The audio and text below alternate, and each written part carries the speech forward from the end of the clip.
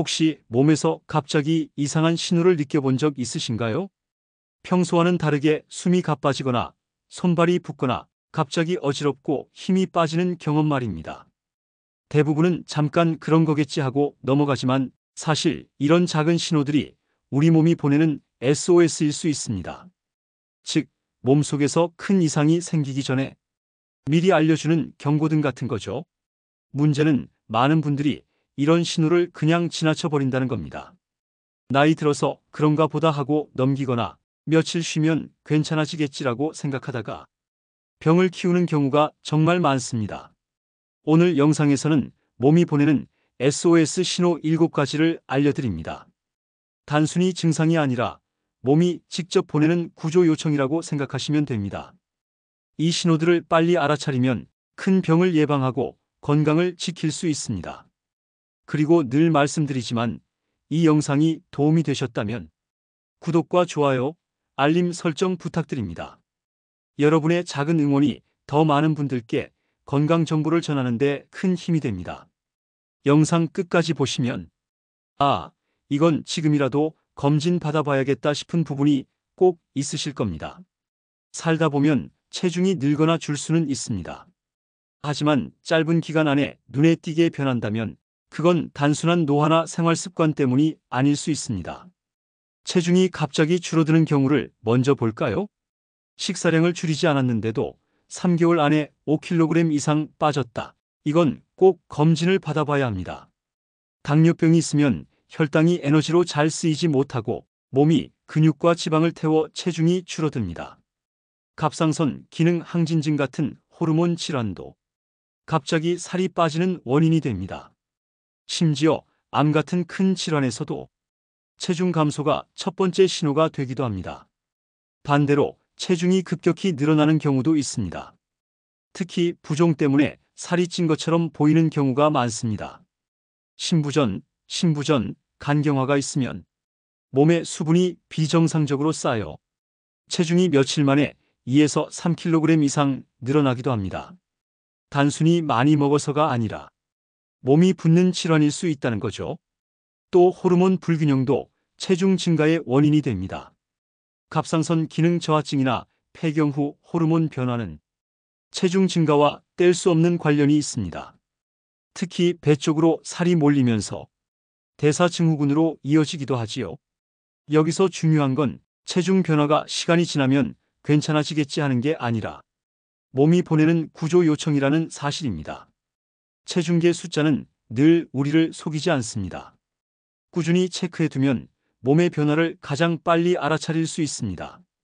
따라서 의도치 않은 체중 변화가 있다면 나이 들어서 그렇겠지 하고 넘기지 마시고 반드시 병원에서 확인해 보셔야 합니다.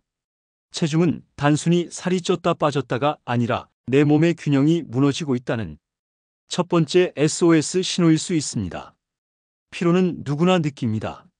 하지만 충분히 쉬었는데도 이유 없이 피로가 계속된다면 그건 단순한 노화가 아니라 몸이 보내는 중요한 신호일 수 있습니다.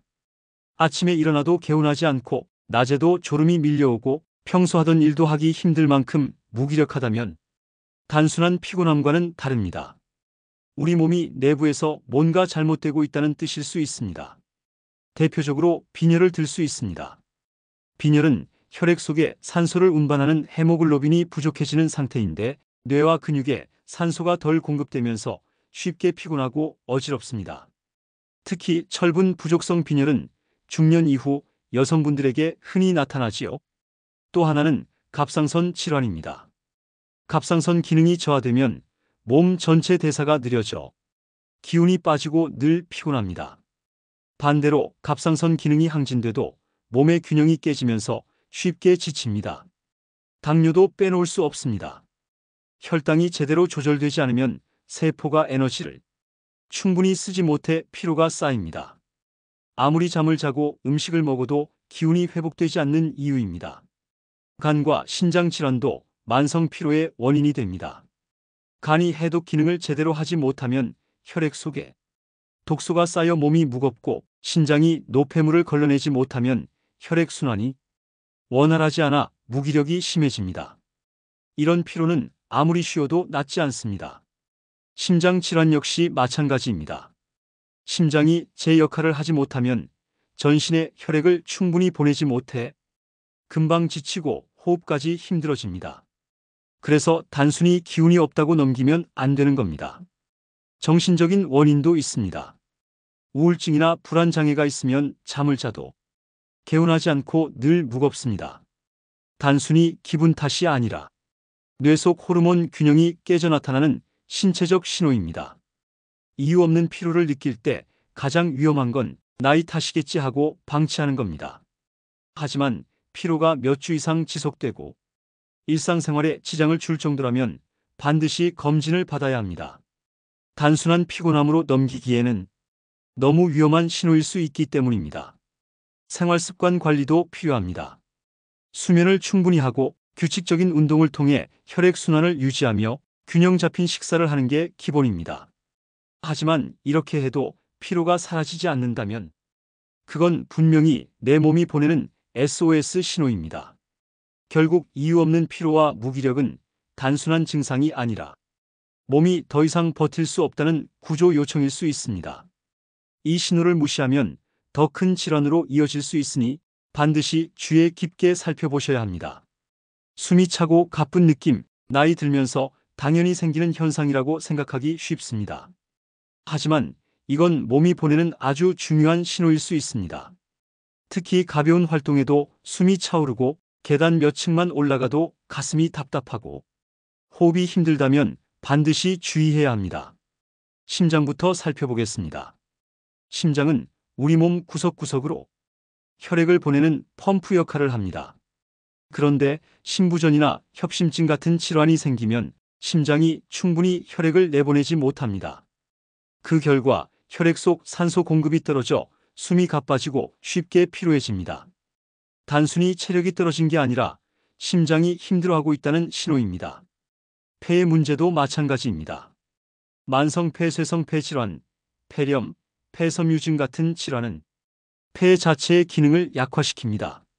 폐포가 산소를 제대로 교환하지 못하면 조금만 움직여도 호흡이 힘들어집니다. 흡연 경험이 있거나 먼지나 미세먼지에 많이 노출된 분들은 더 조심해야 합니다. 숨가쁨이 당뇨, 고혈압, 고지혈증 같은 기저질환과 함께 나타난다면 더욱 심각합니다. 혈관이 좁아져 산소 공급이 원활하지 않기 때문입니다. 이럴 때는 단순히 나이 탓으로 넘기지 말고 반드시 정밀 검사를 받아야 합니다. 또 중요한 건 이런 증상이 밤에 더 심해질 때입니다.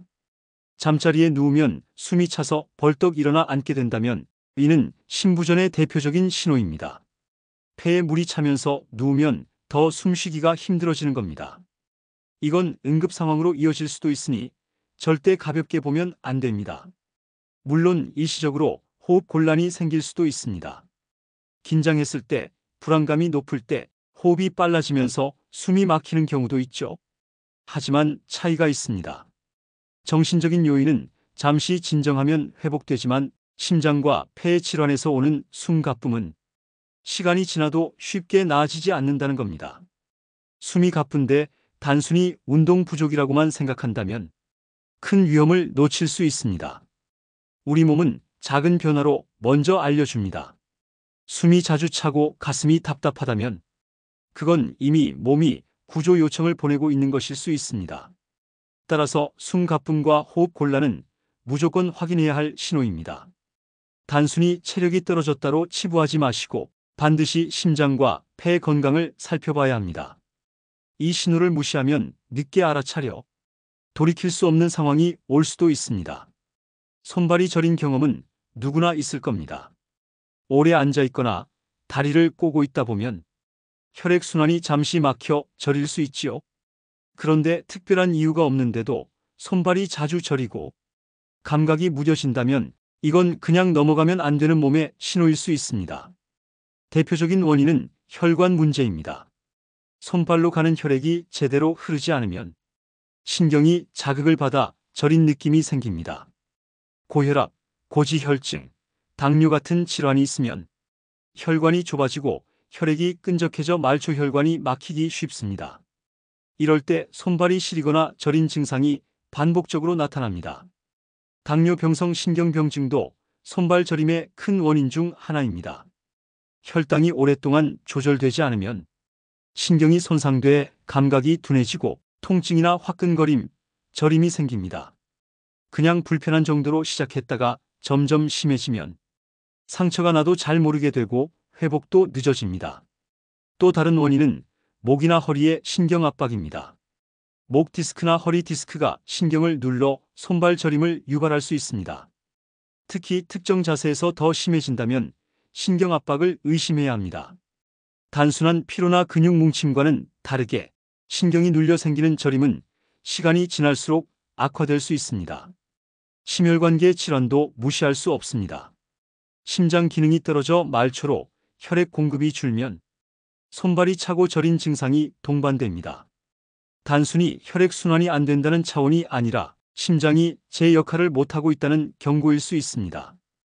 이런 손발 저림을 그냥 피곤해서 그렇다 하고 넘기는 게 가장 위험합니다.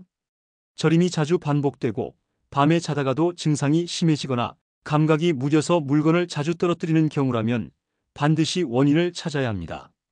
생활습관 관리도 중요합니다. 담배는 혈관을 수축시켜 증상을 악화시키니 반드시 끊어야 하고 규칙적인 운동으로 혈류를 개선하는 게 필요합니다. 하지만 생활습관만으로는 한계가 있습니다. 근본적인 원인은 검사를 통해 찾아내야만 합니다. 결국 손발 저림과 감각 이상은 단순한 불편이 아니라 몸이 보내는 위험 신호일 수 있습니다. 혈관 질환, 신경 손상, 심혈관 문제까지 연결될 수 있으니 절대 가볍게 보지 마시고 반드시 확인해 보셔야 합니다. 소화가 잘 안 되거나 속이 자주 쓰린 경험, 많은 분들이 있으실 겁니다.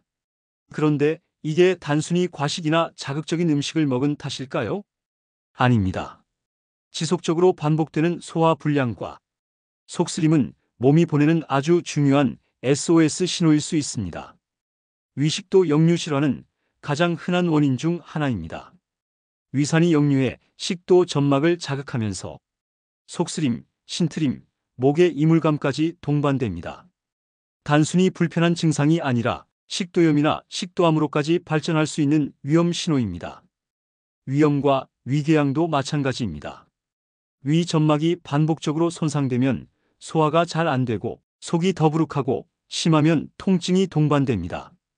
그런데 많은 분들이 이런 신호를 위장약 하나 먹고 넘어가 버리죠. 그러나 그 뒤에 숨어 있는 원인은 헬리코박터균 감염일 수도 있고 심지어는 위암의 초기 신호일 수도 있습니다. 소화불량은 간췌장 질환에서도 나타납니다. 간이 약해지면 소화효소 분비가 원활하지 않고 췌장에 문제가 생기면 지방 소화가 안 돼서 기름진 음식을 먹고 나면 더부룩함과 설사가 이어집니다. 이런 경우는 소화제를 먹어도 전혀 좋아지지 않습니다. 장 건강도 빼놓을 수 없습니다. 과민성 대장 증후군처럼 기능성 질환은 스트레스와 함께 나타나지만 대장암 같은 심각한 질환도 초기에 소화 불량과 체중 감소로 시작할 수 있습니다. 변이 자주 묽어지고 대변 습관이 달라지거나 혈변이 동반된다면 단순 소화 문제가 아닐 수 있습니다. 중요한 건 이런 증상들이 오래 지속된다는 겁니다. 하루 이틀은 피로와 음식 탓일 수 있지만 몇 주 이상 반복된다면 그건 몸이 단호하게 보내는 신호입니다. 단순히 소화제에 의존할 게 아니라 원인을 찾아내야 합니다. 생활 습관에서도 관리가 필요합니다. 폭식, 야식, 잦은 음주, 기름진 음식은 위와 장에 큰 부담을 줍니다. 천천히 꼭꼭 씹어 먹고 규칙적인 식사를 하는 게 기본입니다. 하지만 이런 관리에도 불구하고 증상이 계속된다면 반드시 전문의의 진료를 받아야 합니다. 결국 지속적인 소화 불량과 속쓰림은 위와 장이 보내는 구조 요청입니다. 이제는 더 이상 버티기 힘들다는 신호이기 때문에 단순 불편함으로 넘기지 말고 반드시 원인을 확인하셔야 합니다. 눈이 뿌옇게 흐려 보이고 갑자기 중심이 흔들리며 어지러운 경험 누구나 한 번쯤 겪어보셨을 겁니다. 하지만 이런 증상이 반복되거나 점점 심해진다면 단순한 피로나 안과 문제로만 생각해서는 안 됩니다. 이건 뇌와 혈관이 보내는 아주 중요한 SOS 신호일 수 있습니다. 먼저 시야 흐림입니다. 갑자기 눈앞이 침침해지거나 흐려 보일 때는 단순한 노안이나 안구 건조증일 수도 있습니다. 하지만 이런 증상이 갑자기 심해지고 한쪽 눈에서만 나타난다면 뇌혈관 질환을 의심해야 합니다. 뇌로 가는 혈류가 일시적으로 막히면 시신경에 산소 공급이 줄어 시야가 흐려집니다. 이런 경우는 일과성 허혈 발작, 즉 소중풍의 신호일 수 있어요. 치료하지 않으면 큰 뇌졸중으로 이어질 수 있습니다. 어지럼증도 마찬가지입니다. 귀 속 평형 기관 문제로 생길 수도 있지만 뇌혈류 장애나 심혈관 질환이 원인일 수 있습니다. 특히 갑자기 쓰러질 것처럼 세상이 빙빙 도는 어지럼증, 말이 어눌해지거나 손발 힘이 빠지는 증상이 함께 나타난다면 이건 뇌졸중의 초기 신호일 가능성이 큽니다. 단순히 피곤해서 생긴 게 절대 아닙니다. 당뇨나 고혈압 같은 만성 질환이 있는 분들은 이런 신호를 더 민감하게 봐야 합니다. 혈관이 좁아지고 혈액이 끈적해지면 뇌로 가는 혈류가 줄어들어 이런 증상이 자주 나타날 수 있습니다. 따라서 반복되는 시야, 흐림과 어지럼증은 꼭 정밀 검사를 받아야 하는 이유입니다. 생활 습관도 중요한 역할을 합니다. 스트레스, 수면 부족, 탈수도 어지럼증을 심하게 만들 수 있습니다. 하지만 이런 일시적 요인과 달리 혈관 문제에서 오는 증상은 쉬어도 쉽게 낫지 않고 오히려 점점 심해진다는 특징이 있습니다. 시야, 흐림과 어지럼증은 단순히 불편한 증상이 아니라 뇌와 혈관이 지금 위험하다 하고 보내는 구조 요청입니다. 조기에 발견하면 큰 병을 막을 수 있지만 놓치면 돌이킬 수 없는 결과가 올 수도 있습니다. 따라서 이런 신호가 반복된다면 절대 방치하지 말고 뇌 MRI나 혈관 검사를 통해 원인을 꼭 확인하시길 권합니다. 내 몸은 언제나 신호를 보내고 있고 우리가 그걸 알아차리느냐 못 알아차리느냐가 건강의 갈림길이 될 수 있습니다. 손발이 자주 붓고 얼굴이나 발목이 부풀어 오르는 경험, 나이 들면서 흔히 겪는 일이라고 넘기기 쉽습니다. 하지만 단순히 피곤해서 붓는 게 아니라 몸속 장기가 더 이상 제 역할을 못하고 있다는 마지막 구조 요청일 수 있습니다. 심장부터 살펴보겠습니다. 심장은 혈액을 온몸으로 내보내는 펌프 역할을 하는데 기능이 약해지면 혈액이 다리나 발목 같은 말초에 고이게 됩니다. 그래서 저녁만 되면 발목이 심하게 붓는다면 심부전의 신호일 수 있습니다. 그냥 앉아 있어서 그렇다 하고 넘기면 안 됩니다. 신장 질환에서도 부종은 잘 나타납니다. 신장은 몸의 수분과 나트륨을 조절하는 역할을 하는데 제 기능을 못하면 수분이 몸속에 그대로 쌓입니다. 특히 아침에 눈두덩이와 얼굴이 붓는다면 신장 이상을 의심해 봐야 합니다. 소변량이 줄거나 거품료가 동반되면 더욱 심각합니다. 간 질환도 예외가 아닙니다. 간경화가 진행되면 단백질 합성이 줄어 혈액 속 단백질 농도가 떨어지고 이로 인해 체내 수분이 혈관 밖으로 빠져나와 복수가 차거나 다리가 붓게 됩니다. 그래서 간이 약한 분들에게 나타나는 부종은 단순한 피곤함과는 차원이 다릅니다. 또 호르몬 불균형도 부종의 원인이 됩니다. 갑상선 기능 저하증은 체내 대사를 늦추고 수분이 쉽게 빠져나가지 않아 전신이 붓는 증상을 만듭니다. 특히 손가락이 붓고 피부가 두꺼워진 느낌이 든다면 갑상선 검사가 필요합니다. 물론 짠 음식을 많이 먹었거나 오래 서 있거나 여성의 경우 생리 주기에 따라 일시적으로 붓는 건 흔한 일입니다. 하지만 차이는 명확합니다. 이런 생활 습관성 붓기는 쉬면 사라지지만 장기 질환에서 오는 부종은 시간이 지나도 낫지 않고 오히려 심해집니다. 중요한 건 부종이 몸의 마지막 경고라는 점입니다. 혈관, 심장, 신장, 간 어느 하나라도 제 역할을 하지 못하면 몸은 붓기로 신호를 보냅니다. 단순히 미용상의 불편으로만 생각하지 마시고 반복되거나 점점 심해지는 붓기는 반드시 검진을 통해 원인을 찾아야 합니다. 결국 부종은 단순한 붓기가 아니라 몸이 더는 버티기 힘들다는 SOS 신호입니다. 이를 무시하면 돌이킬 수 없는 상황이 올 수도 있습니다. 오늘은 몸이 보내는 SOS 신호 7가지를 함께 살펴봤습니다. 갑작스러운 체중 변화, 이유 없는 피로, 숨가쁨, 손발 저림, 지속적인 소화 불량, 시야 흐림과 어지럼증, 그리고 부종까지. 이 모든 건 단순한 불편이 아니라 몸이 스스로 지금은 구조가 필요하다 하고 보내는 경고등입니다. 그동안 나이 들어서 그런가 보다 하고 넘겼던 것들이 사실은 큰 병을 예방할 수 있는 마지막 기회일 수도 있습니다. 건강검진도 물론 중요합니다. 하지만 그보다 먼저 우리 몸이 매일 보내는 작은 신호를 귀 기울여 듣는 게 필요합니다. 체중계 숫자, 피곤함의 정도, 숨쉬기 편안한지, 손발의 감각, 식사 후 불편함, 시야와 균형 감각, 그리고 부종까지 하나하나가 모두 귀중한 메시지입니다. 이제는 단순히 참고 넘기는 습관에서 벗어나셔야 합니다. 몸이 보내는 SOS 신호를 바로 알아차리고 필요하다면 즉시 검진을 받아보시는 게 큰 병을 막고 건강을 지키는 가장 확실한 방법입니다. 그리고 늘 말씀드리지만 이 영상이 도움이 되셨다면 구독과 좋아요, 알림 설정 부탁드립니다. 여러분의 관심과 응원은 더 많은 분들께 정확한 건강 정보를 전하는 힘이 됩니다. 다음 영상에서는 아무도 말 안 해주는 노화의 진짜 원인 7가지를 알려드리겠습니다. 나이 들수록 왜 몸이 변하는지 겉으로만 보이는 게 아니라 몸속에서 어떤 변화가 일어나기에 노화가 진행되는지 자세히 풀어드리겠습니다. 놓치지 마시고 꼭 확인해 보시길 바랍니다.